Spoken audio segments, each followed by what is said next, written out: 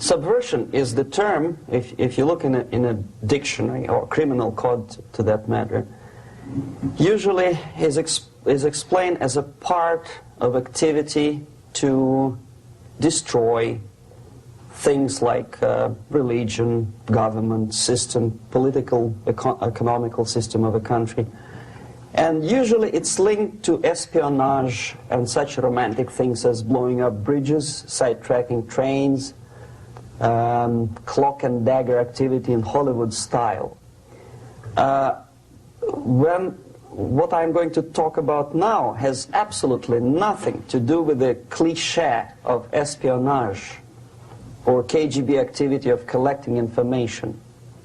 So the greatest mistake or misconception, I think, is that whenever we are talking about KGB, for some strange reason, starting from Hollywood movie makers to professors of political science and quote-unquote experts on Soviet affairs, or Kremlinologists as they call themselves, they think that the most desirable thing for Andropov and the whole KGB is to steal blueprints of some supersonic jet, bring it back to Soviet Union and sell it to the Soviet military-industrial complex. It's only partly true. If we take the whole time, money, and manpower that the Soviet Union and KGB in particular spends outside of USSR border, we will discover, of course there are no official statistics unlike with CIA or FBI, that the espionage as such occupies only 10 to 15% of money, time, and manpower.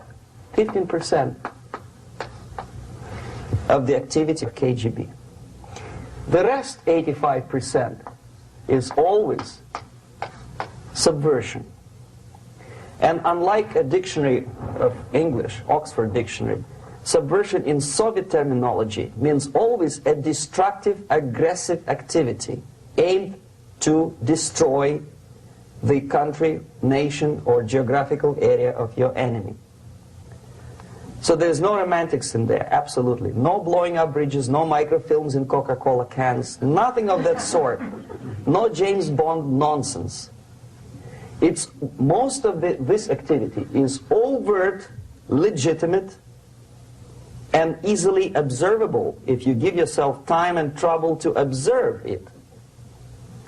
But according to the law and law enforcement systems of the Western civilization, it's not a crime. Exactly because of misconception, manipulation of terms. We think that subverter is a person who is going to blow up our beautiful bridges. No. Subverter is a student who comes for exchange, a diplomat, an actor, an artist, a journalist like myself was 10 years ago.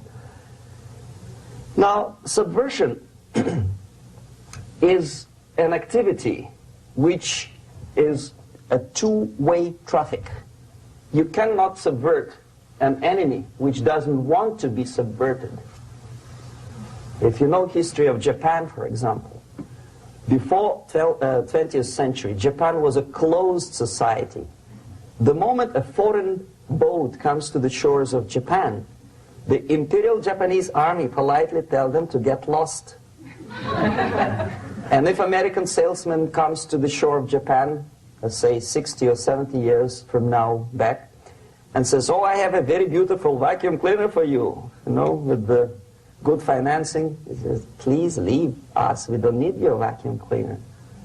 If they don't leave, they shoot them to preserve their culture, ideology, traditions, values intact. You were not able to subvert Japan. You cannot subvert Soviet Union because the borders are closed. The media is censored by the government. The population is controlled by the KGB and internal police. With all the beautiful glossy pictures of Time magazine and Magazine America, which is published by the American embassy in Moscow, you cannot subvert Soviet citizens because the magazine never reaches Soviet citizens. It's collected from the newsstands and thrown to garbage can. Subversion can be only successful when the initiator, the actor, the agent of subversion has a responsive target. It's a two-way traffic. United States is a receptive target of subversion. There is no response similar to that one from United States to the Soviet Union. It stops halfway somewhere. It never reaches here. The theory of subversion goes all the way back 2,500 years ago. The first human being who formulated the tactics of subversion was a Chinese philosopher by the name of Sun Tzu.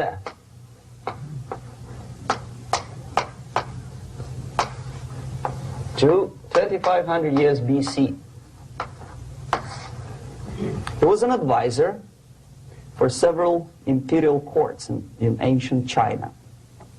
And he said, after long meditation, that to implement state policy in a warlike manner, it's the most counterproductive, barbaric, and inefficient to fight on a battlefield.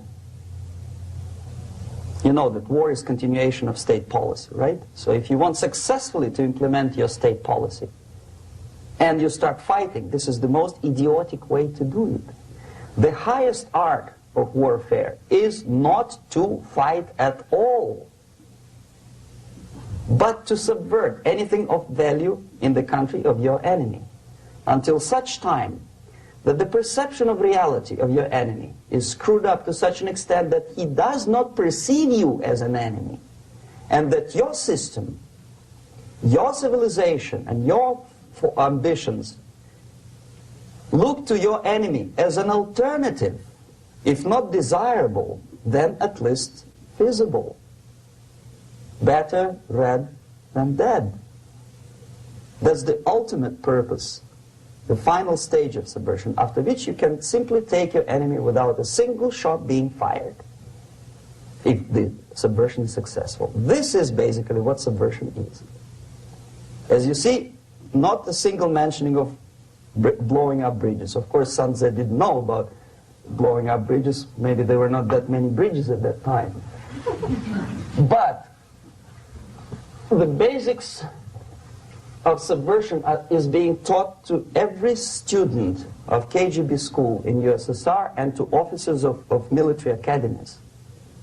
I'm not sure if the same author is included in the list of reading for American officers, to say nothing about ordinary students of political science.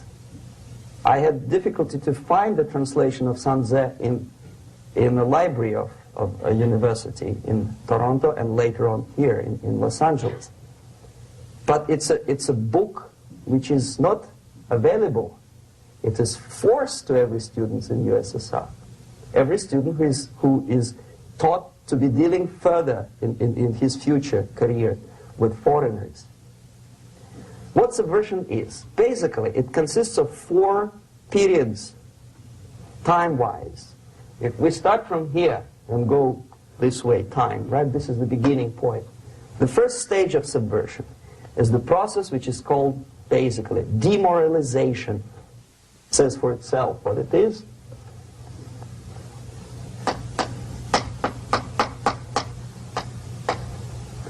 It takes from,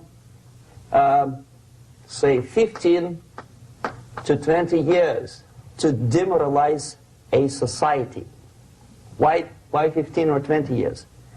This is the time sufficient to educate one generation of students or children. One generation.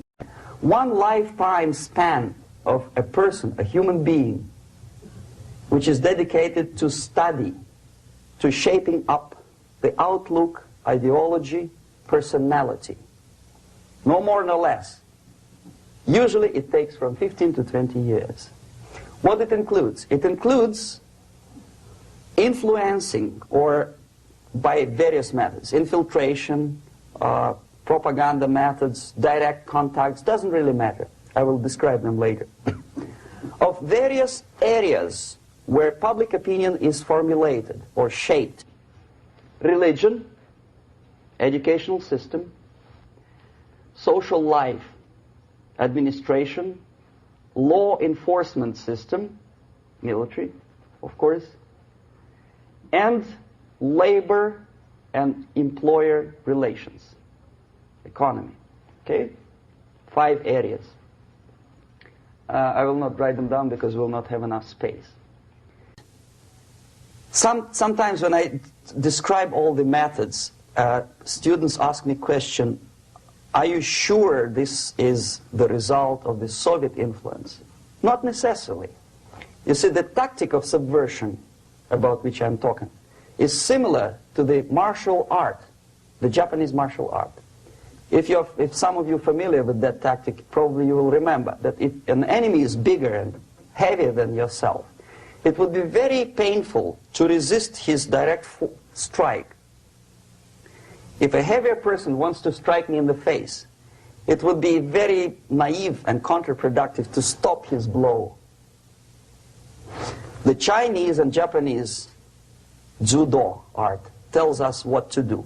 First to avoid the strike, then to grab the fist and continue his movement in the direction where it was before, right? Until the enemy crashes in the wall. You see? So, what happens here? The target country obviously does something wrong. If it's a free democratic society, there are many different movements within the society. There are obviously, in every society, there are people who are against this society. They may be simple criminals, ideologically in disagreement with the state policy, conscientious enemies, simply psychotic personalities who are against anything. Right? And finally, there are a small group of agents of a foreign nation, bought, subverted, recruited. Right? The moment all these movements will be directed in one direction, right? This is the time to catch that movement and to continue it until the movement forces the whole society into collapse, into crisis, right? So that's exactly the martial art tactic. We don't stop an enemy. We let him go. We help him to go in the direction we want them to go. Okay? So, on the stage of demoralization, obviously there are tendencies in each society, in each country, which are going to opposite direction from the basic moral values and principles. To take advantage of these movements, to capitalize on them, is the main purpose of the originator of subversion. So we have religion, we have education, we have social life, we have power structure, we have labor relations, unions, and finally we have law and order. 1, 2, 3, 4, 5, 6. Okay? These are the areas of application of subversion. What it means exactly? In case of religion, destroy it, ridicule it, replace it with various sects, cults, which bring people's attention, faith, whether it is naive, primitive, doesn't really matter. As long as the basically accepted religious dogma is being slowly eroded and taken away from the supreme purpose of religion, to keep people in touch with the supreme being, that serves the purpose. Therefore, replace it, accepted, respected religious organizations with fake organizations. Distract people's attention from the real faith and attract them to various different faiths. Education. Distract them from learning something which is constructive, pragmatic, efficient. Instead of mathematics, physics, foreign languages, chemistry, teach them history of urban warfare, natural food, home economy, your sexuality, anything, as long as it takes you away, okay, Social life. Replace traditionally established institutions and organizations with fake organizations. Take away the initiative from people. Take away the responsibility from naturally established links between individuals, group of individuals, and society at large, and replace them with artificially, bureaucratically controlled bodies. Instead of social life and friendship between neighbors, establish social workers institutions. People who are on payroll of whom? Society? No. Bureaucracy. The main concern of social workers is not your family, not you, not social relations between groups of people. The main concern is to get the paycheck from the government. What will be the result of their social work doesn't really matter. They can develop all kind of concepts to show to the government and to the people that they're useful. Okay, away from the natural links, power structure. Okay, the natural bodies of administration, which are traditionally either elected by people at large or appointed by elected leaders of society, are being actively substituted by artificial bodies. The bodies of people, groups of people, whom nobody elected. Never. As a matter of fact, most of the people don't like them at all, and yet they exist. One of such group is media. Who elected them? How come they have so much power? Almost monopolistic power on your mind. They can rape your mind. But who elected them? How come they have a nerve to decide what is good and what is bad for the elected by you, president, and his administration? Who the hell are they? Spiro Agnew, who was hated by the liberal left, called them a bunch of enfeebled snobs. And that's exactly what they are. They think they know. They don't. The level of mediocrity. In a big establishment like New York Times, Los Angeles Times, major television network, you don't have to be excellent journalist.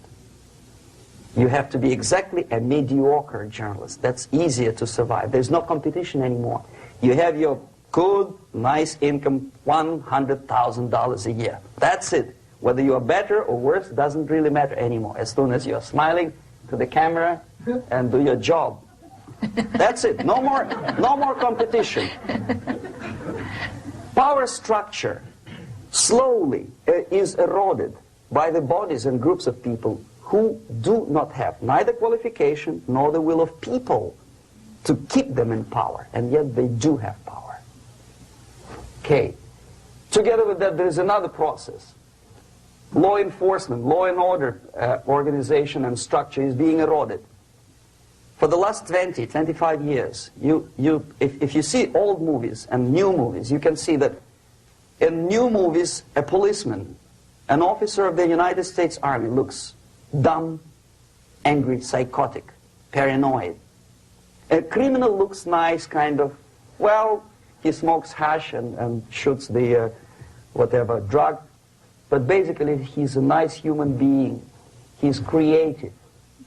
And he's unproductive only because society oppresses him. Whereby a general of Pentagon is always, by definition, a war maniac. A policeman is a pig, rude policeman. He abuses his power. You know? A generalization like that. The hatred, the mistrust to the people who are supposed to protect you and enforce law and order. Moral relativity. The Angelo Buono process lasted 2 years in Los Angeles. Relativity. The Angelo Buono process lasted 2 years in Los Angeles. And yet there are still some lawyers who say, look, he's a nice character, as a matter of fact. There was some witness who said, also a criminal, who said, well, he's a nice guy. I asked him one day to burn a house of my enemy, and he wouldn't do it. He's a nice fellow. Erosion.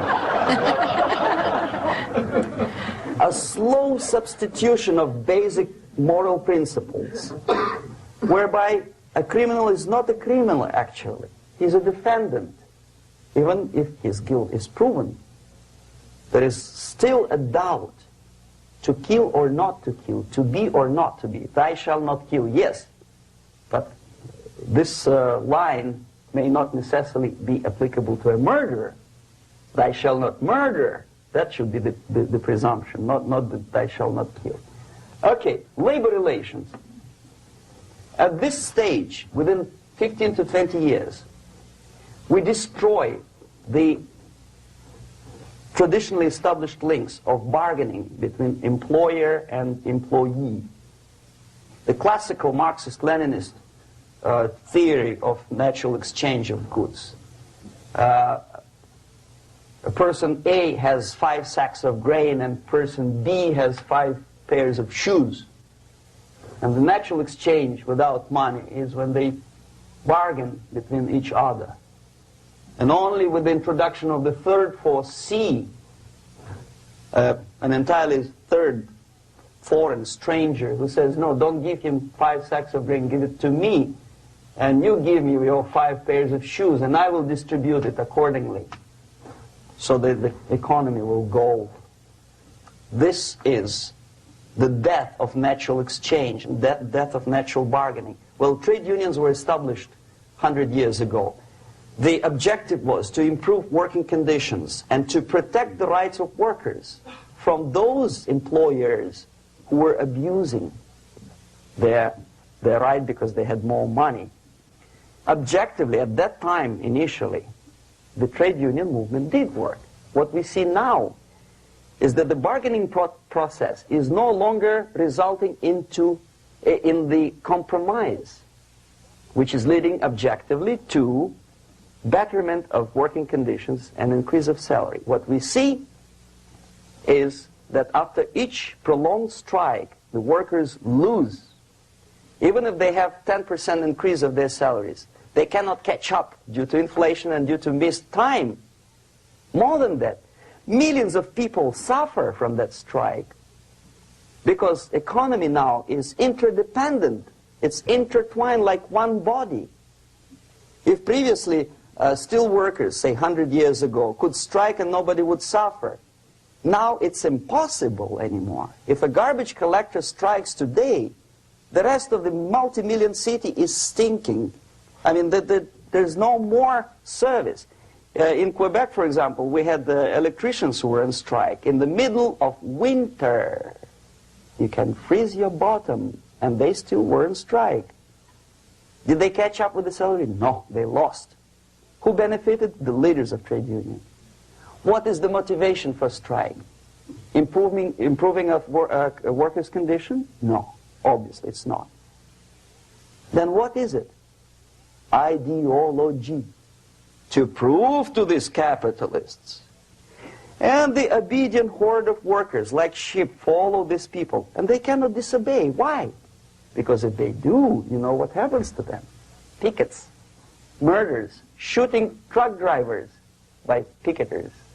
In Montreal, for example, I saw with my own eyes when I was correspondent of CBC, International, Canadian Broadcasting Corporation, when the workers of aircraft factory destroyed computers and the equipment in the factory.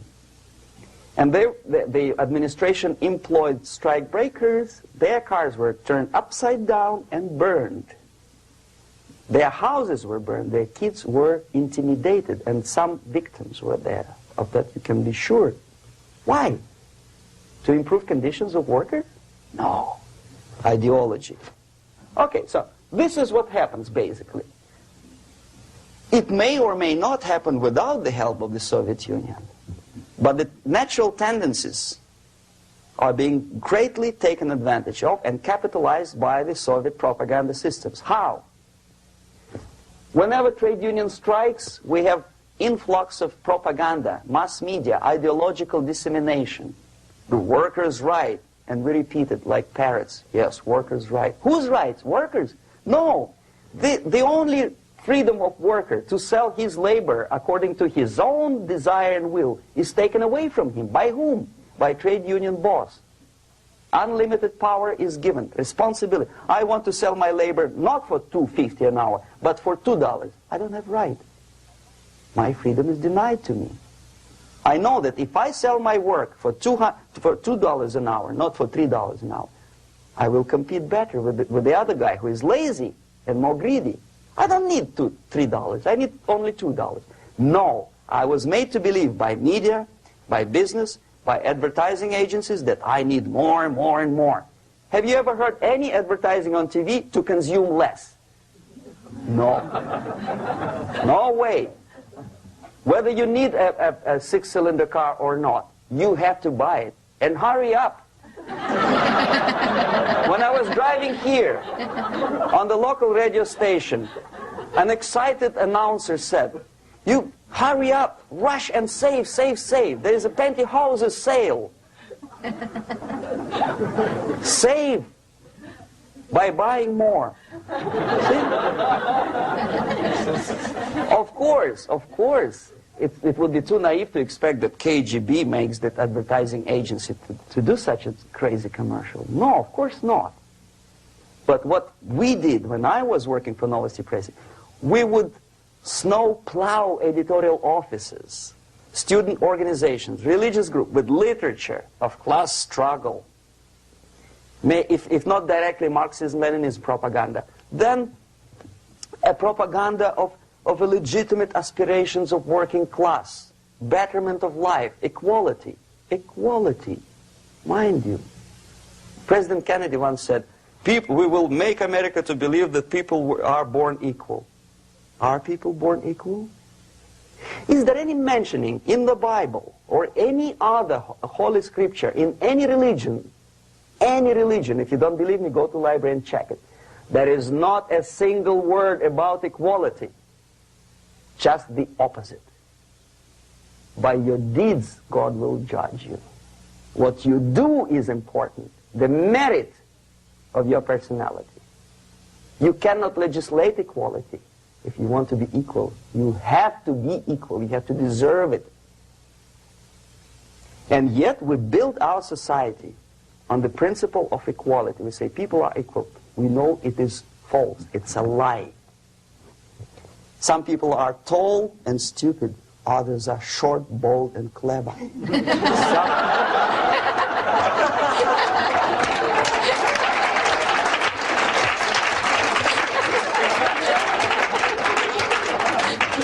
If we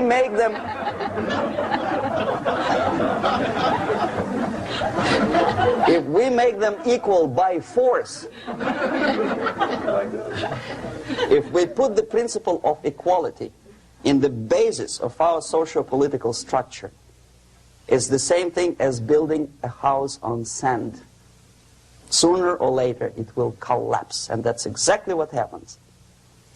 And we, as Soviet propaganda makers, are trying to push you in the direction which you go yourself. Equality, yes, equality. People are equal.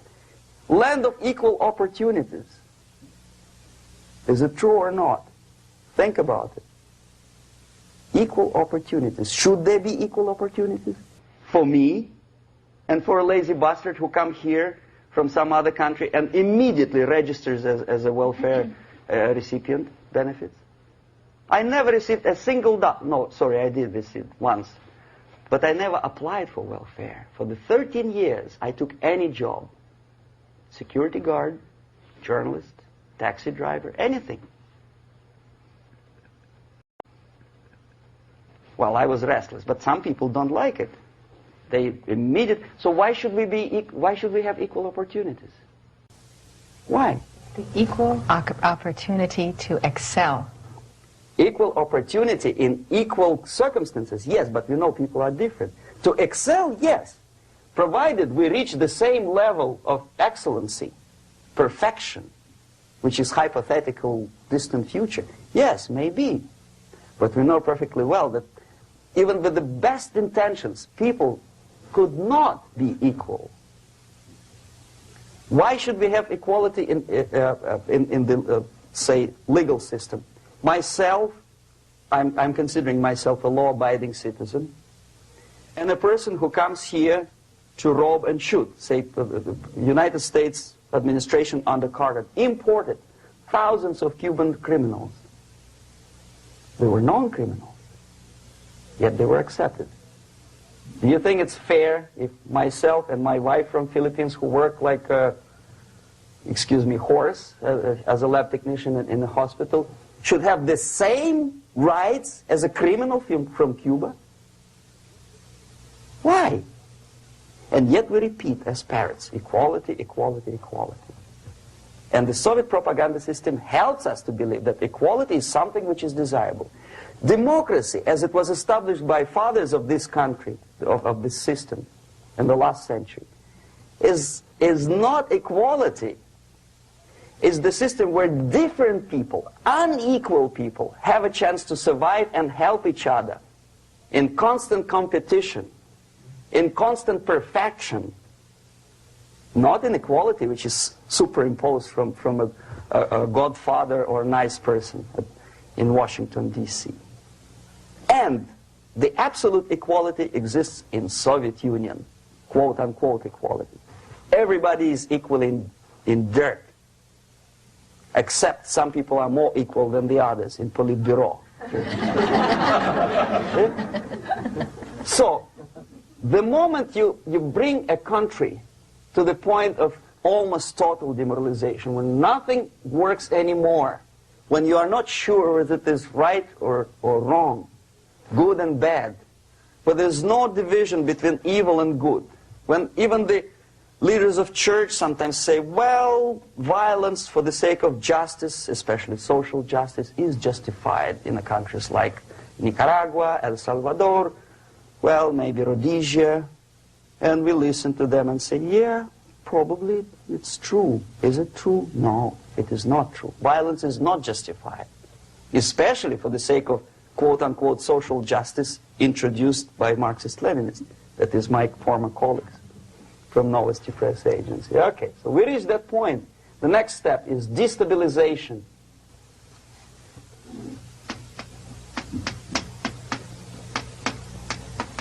Again, this word says for itself what it is. To destabilize all the relations, all the accepted institutions and organizations in a country of your enemy. How you do it?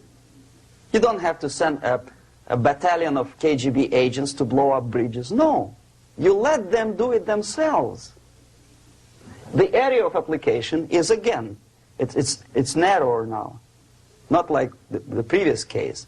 The overt legitimate actions of the KGB in this case would be hardly noticeable. There is no crime if a professor who recently went to USSR introduces a course of Marxism-Leninism in a Californian college, for example. Nobody is going to come to his doorstep and say, okay, mister, come, you are under arrest. No, it's not a crime. It's not even considered a moral crime against your country. So the area of application here is narrowing down to economy, again, labor relations, right? To law and order, plus military. And economy, law and order. Yes, and again, the media, but wider scope, a little bit different. I'll explain it later. Okay, basically 3 areas. Economy. The radicalization of bargaining process.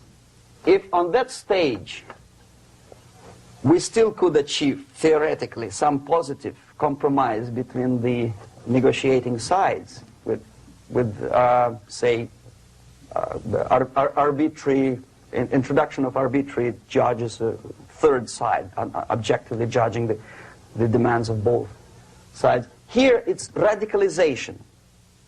On the stage of destabilization, we cannot come to compromise even within a family. The husband and wife couldn't figure out which is better. Husband wants his kids to eat at the table, and wife wants a child to roam around the room and drop food all over the floor. They cannot come to compromise unless they start a fight. It's impossible to reach a compromise, constructive compromise, between neighbors. Some people say, I don't like you to watering your lawn at that time because exactly at that time I'm walking my dog and he's getting nervous. He cannot pass his bowels, you know. So they cannot compromise. They go to a civil court or something like that. radicalization of human relations. No more compromise. Fight, fight, fight. The normal, traditionally accepted relations are destabilized. The relations between teachers and students in schools and colleges. Fight. The relations between, in economical sphere, between laborers and employers are further radicalized. No more acceptance of the legitimacy of demands of workers. Unlike Japanese, with the theory Z, if you ever heard about it, where the workers are involved in the decision-making process, therefore they don't have moral incentive to fight their bosses. In the United States, it's just the opposite. The harder is the fight, the better. The more heroic they look. When the Greyhound network was on strike recently, the correspondents of local TV networks all over the United States were approaching the strikers, and they say, oh yes, we are doing something nice. They look like heroes, and they were proud. There was some family, the husband was a bus driver. Now they decided in a protest against the bosses to camp somewhere in the forest. And they were presented to the audience as a heroic, nice people. You see? The violent clashes between passengers, picketers, and the strikers are presented as something normal. 10, 15, 20 years ago, we would be angry, say, why so much hatred? Today we are not. We say, well, it's commonplace. Radicalization, militarization sometimes. As I explained on that stage, I took a step a little bit further. Shooting people. Okay, law and order now also is pushed into the area where previously people settled their differences peacefully and legitimately. Now we are getting with this court cases in the smallest irrelevant cases. We cannot solve our problems anymore.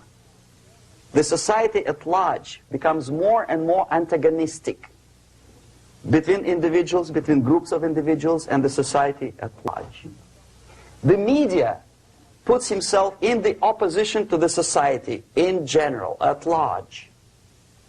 Separate, alienated. Okay? On that stage, you remember I was talking a couple of hours ago about the sleepers. That's when the students from, say, United States, if they are trained in Lumumba University, or developing nations, that's the students I was dealing with, are being sent back from the Soviet Union here. Or if they were already in the United States, in the country which is an object of subversion, they spring to action. The sleepers go up. They slept for 15 to 20 years.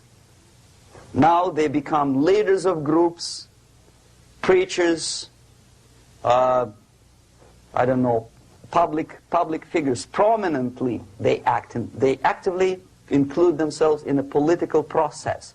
All of a sudden we see a homosexual. 15 years ago he did his dirty job and nobody cared. Now he makes it a political issue. A political issue. He demands recognition, respect, human rights, and he rallies a large group of people. And there are violent clashes between him and police, his group and ordinary people, no matter what. It's black against white, yellows against green, doesn't matter where the division line goes. As long as this group come into antagonistic clash, sometimes militantly, sometimes with firearms, that is destabilization process. The sleepers, many of whom are simply KGB agents, become leaders of the process of destabilization. Doesn't mean that Comrade Andropov sends Comrade Ivanov to the United States. The person who takes care is already here. He is a respected citizen of the United States. Sometimes he gets money from various foundations for his legitimate struggle for, I don't know, human rights, women's rights, kid lib, prison lib, whatever.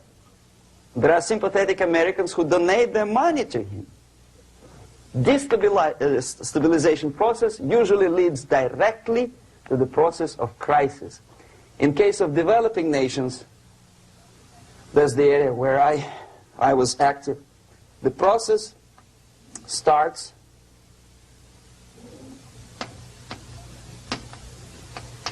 when the legitimate bodies of power, the social structure collapse. It cannot function anymore.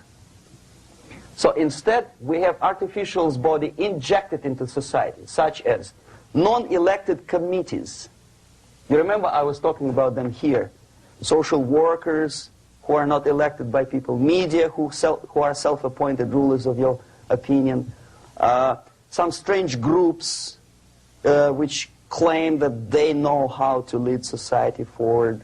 They don't usually. All they care is how to collect donations and sell their own concocted ideology, mixture of religion and ideology. Here, we have all this artificial body claiming power. If the power is denied to them, they take it by force. In case of Iran, for example, all of a sudden we have revolutionary committees. What kind of revolution? There was no revolution yet, and yet they had the committees. They were taking power of judgment. They had the power of execution, they had the power of legislation, and that they had the power of judicial. All of them combined in one person, who is half-baked intellectual, sometimes graduated from Harvard University or Berkeley. He comes back to his country and he thinks that he knows the answer to all the social, economical problems. Okay? Crisis is when society cannot function anymore productively. It collapses, obviously. That's the word for crisis. So therefore, the population at large is looking for a savior. The religious groups are expecting a messiah to come. The workers say, we have family to feed. Let's have a strong government, maybe socialist government, centralized, when somebody put the employers on their place and let us work. We are sick and tired of going to strike and missing overtime and all that stuff. We need some strong man, strong government, a leader, a savior is needed. Population is sick and tired already. And here we are. We have a savior.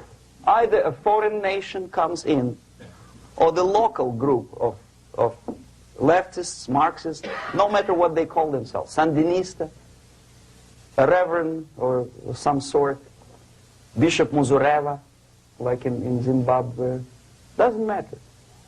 A savior comes and says, I will lead you. So we have two alternatives here. Civil war and invasion.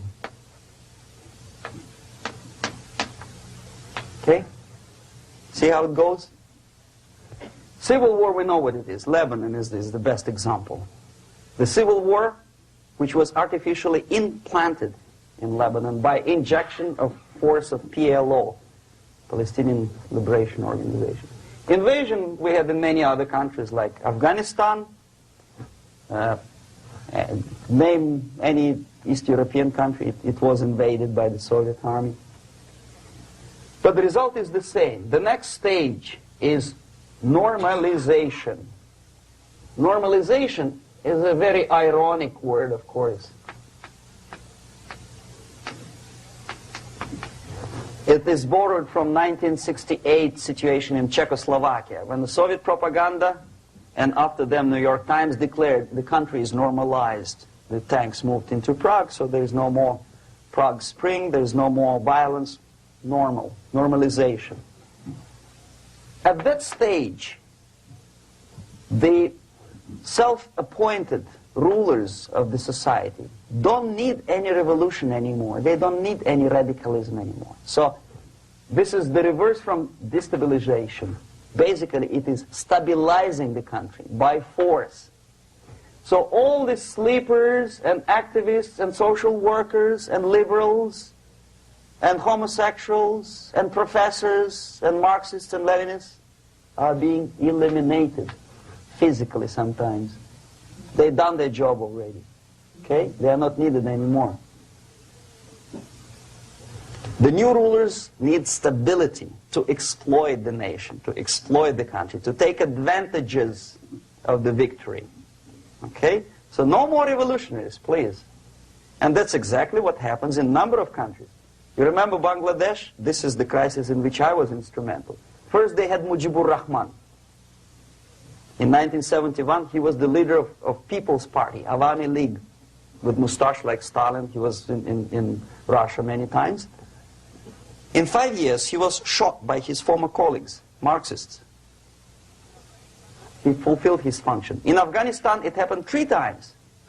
First there was Taraki, then there was Amin, now there's Babrak Karmal. They killed each other successively, one after another. The moment he fulfills his duty, the first one demoralized country, the second destabilized, the third one brought it to crisis. Goodbye, comrades. Babrak Karmal comes from Moscow and put into the seat of power. Same thing happened in Grenada recently. Maurice Bishop, Marxist, was killed by Austin, what's his name, General something, who was also a Marxist. Right? So no more revolutions, please. Normalization now. From now on, no more strikes, no more homosexuals, no more women lib, no more kid lib, no more lib, period. Good, solid, democratic, proletarian freedom. That's it. Now, to reverse this process takes enormous effort. When today, United States had to invade Grenada to reverse the process of subversion. Some people say, boy, this is not good, it's not kosher to invade the beautiful country, island of Grenada. Well, why didn't you stop the process here, when Grenada was just approached by leftists? Why not to prevent Maurice Bishop to come in power in the first place? Did Grenadians want him? Very questionable. They didn't know who was Maurice Bishop in the first place. He came to power by coup d'etat himself.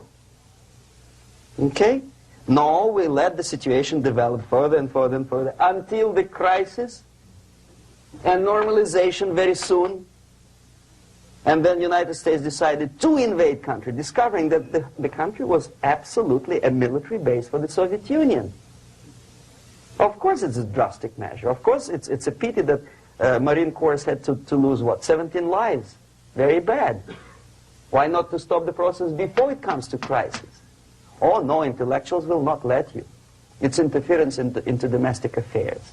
They're very careful not to let American administration to interfere in domestic affairs of Latin American countries. They don't mind Soviet Union interfere in these affairs. Okay. So to reverse this process, from here, it takes only and always military force. No other force on earth can reverse this process at this point. At this point, it does not take military invasion of the United States Army. It takes strong action, like in Chile. A CIA covert involvement to prevent the savior from outside to come into power and to stabilize country before it erupts into civil war. Stabilize country before it erupts into civil war. Okay? Support the right-wing conservative forces. By money, by crooks or love, doesn't matter. Stabilize the country. Don't let the crisis develop into civil war or invasion. Oh no, your liberals will say it's against the law. The Congress will not appropriate money for covert actions of CIA. Why not? Should we wait till the normalization come and Soviet tanks land in Los Angeles airport? Now, at that point, at the point of destabilization, also the process could be reversed. Again, easily than this. No CIA involvement at this point. You know what it takes here? Restriction of some liberties for small groups which are self-declared enemies of the society. As simple as that. Oh no, the media and liberals will tell you this is against the American Constitution. How can we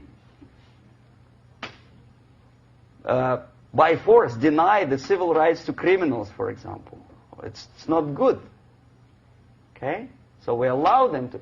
Okay, if you allow the criminals to have civil rights, go on and bring the country to the crisis. This is a bloodless way to do. Curb the rights. I mean, not to put them in prison. No, I'm not talking about putting all the gays from San Francisco in the concentration camp. Do not allow them to take political force. Do not elect them to the seats of power, whether it is municipality level, state level, or federal level. It has to be beaten in the heads of American voters that a person like that in the seats of power is an enemy.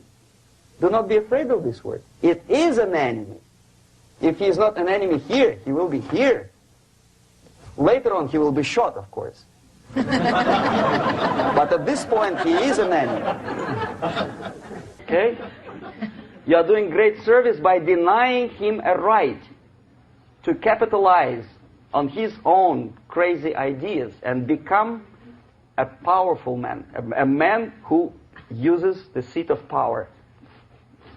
Restriction of certain freedoms and permissiveness at that point would prevent sliding into crisis and probably will return the process of destabilization.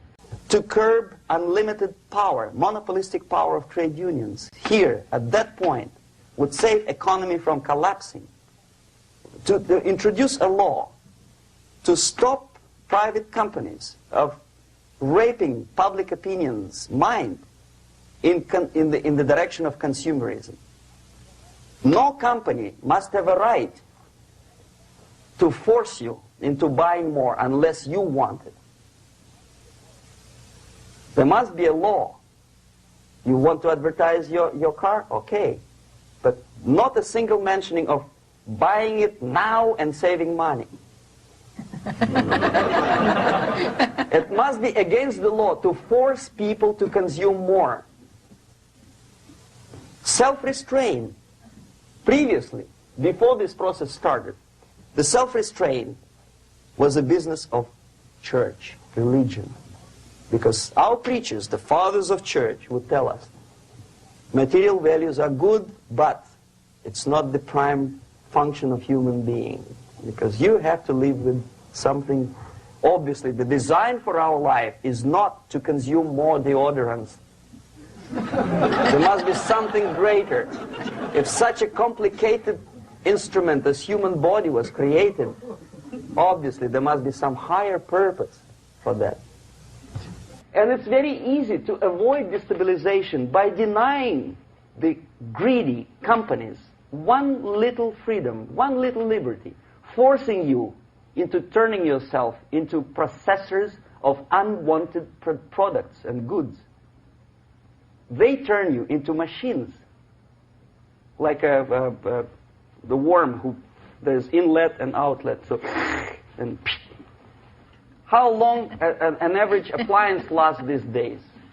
Less than a year. Why? Where's workmanship? Oh, we want you to buy more. Okay. Destabilization process could be easily overcome if, as I say, the society, by its own will or after persuasion by the leaders, will come to the idea of self-restraint. It's so hard we want to consume more, but you have to. Unless you will come to this stage, when, as we say in Russia, if Sahara Desert ever becomes a communist state, there will be shortage of sand. So you have to curb your...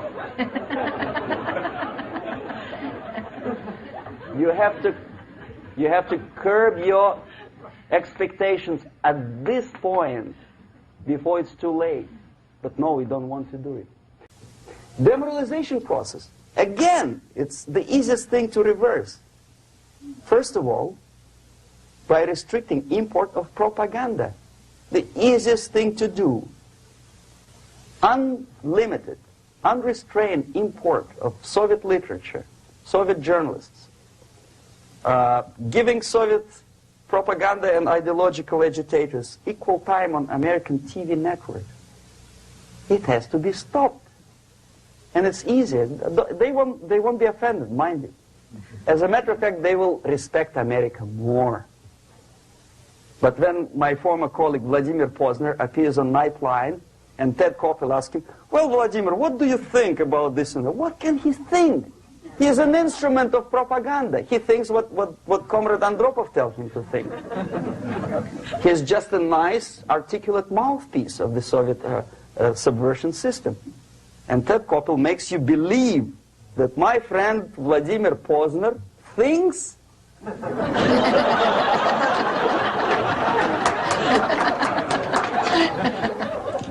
the process of demoralization may not have started at all if at that point the country, which is a recipient of subversion, actively, not violently, but actively, prevents importation of foreign ideology. I don't want America to follow the pattern of ancient Japan. You don't have to shoot every foreigner when it approaches the sacred borders of the United States. But when he offers you a junk in the disguise of very shiny something, you have to tell him, no, we have our own junk.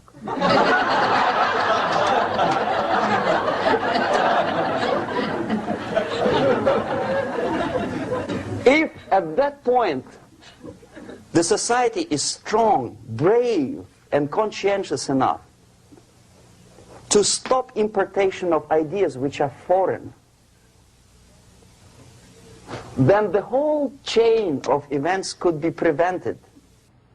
Recently I've been to Philippines, and I was shocked how in big cities like Manila, children listen to deafening music.